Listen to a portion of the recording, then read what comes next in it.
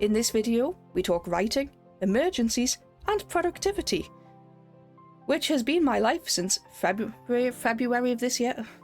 God. To say this year so far has been a roller coaster would be an understatement, with family members being in hospital for months at a time, my health requiring more medication, and a pet rushed to an emergency hospital. I've had a lot on my plate. As the months went by, I became desperate to get back into writing, until I took the plunge to becoming a VTuber, to write online with more accountability and focus. So, I've mentioned the term VTubing.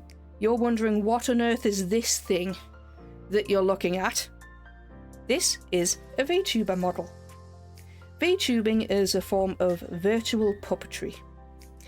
They usually focus on playing games, but I focus on writing and productivity sprints, which have seen a rise in popularity outside of Authortube for a variety of reasons, including neurodiversity, chronic illness, and people coming together during COVID.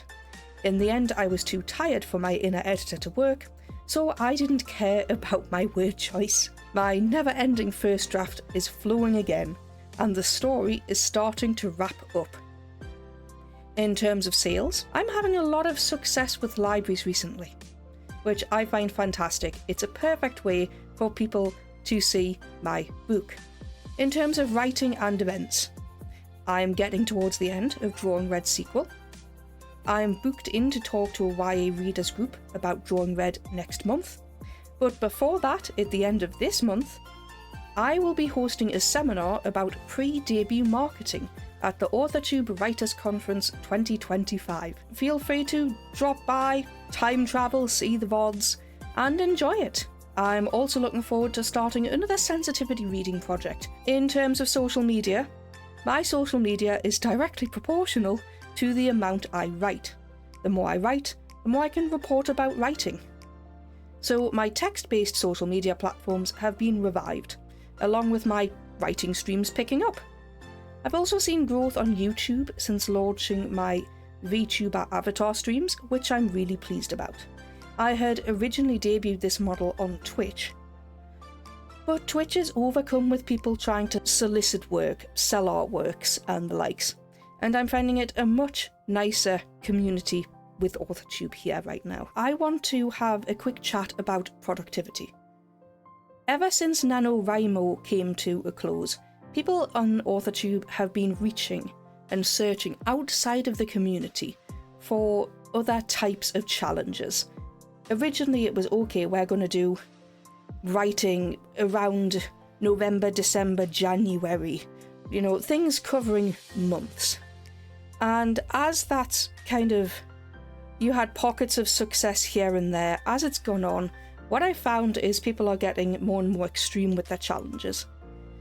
A lot of it is now including things like health, and how much you want to read, how much you want to study, how much water you want to drink.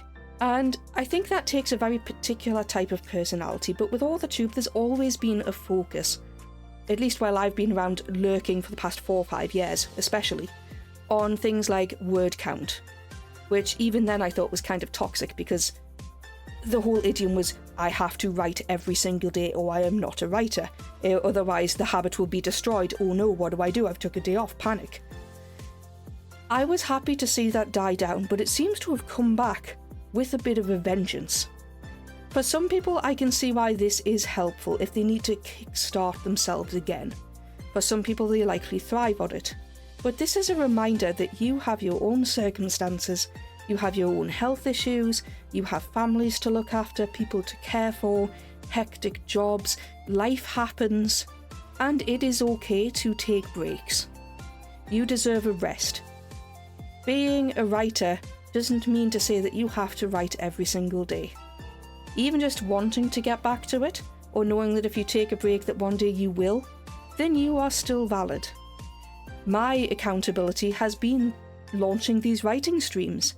That wasn't necessarily a challenge, but it is helping me to improve, so I was happy to do it. Anyway, if you see people with these incredible productivity goals, if they work for them, that's fine. For all I know, it's not for me. I think my place here in this conversation is to take a step back to say, okay, hands up, this isn't for me, I wish you well, but it's now time for me to withdraw from this conversation and move on. It's not my place. But what I have been seeing is people becoming very toxic in those comment sections of videos, and I think it's unnecessary. You don't have to call it things like ableist, or if you don't have partners, blah, blah, blah, blah. If those are issues for you, you can make your own challenges and find ways to make it work. You can pull out of that and say, right, okay, I'll be back to watch another video of theirs. That is fine. You don't have to be involved in that. Let's try to keep things positive and constructive as we go forward. That's it from me, and I'll see you again soon. Bye!